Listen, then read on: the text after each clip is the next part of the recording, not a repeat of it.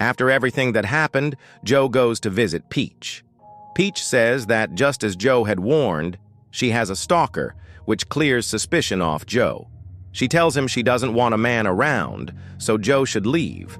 Joe finds a ticket in Peach's bag, round trip to Paris for 2. Beck comes to Joe's workplace and says she'll be leaving for a few days. Joe tells Beck that Peach is in love with her, but Beck gets angry and leaves.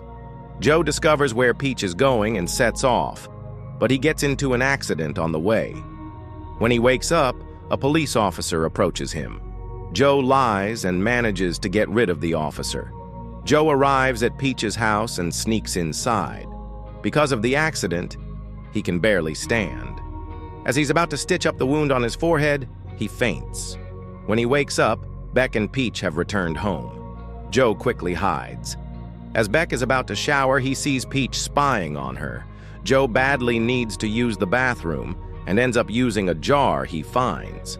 He also notices that Peach has a gun. Suddenly, an old friend of theirs arrives at the house.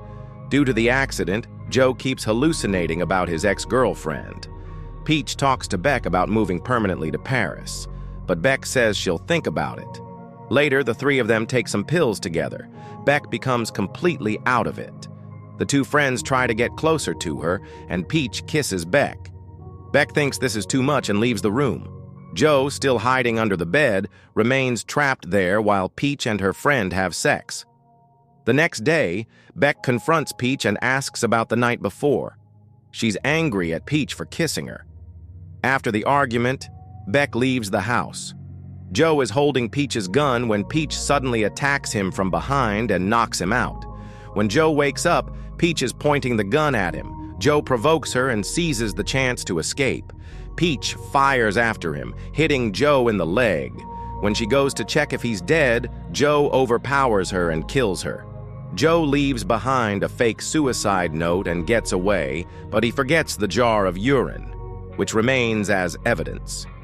He goes to a neighbor to get help for his wound. Beck texts Joe to tell him that Peach has died. Joe goes to Beck and comforts her. Now nothing will stand in their way.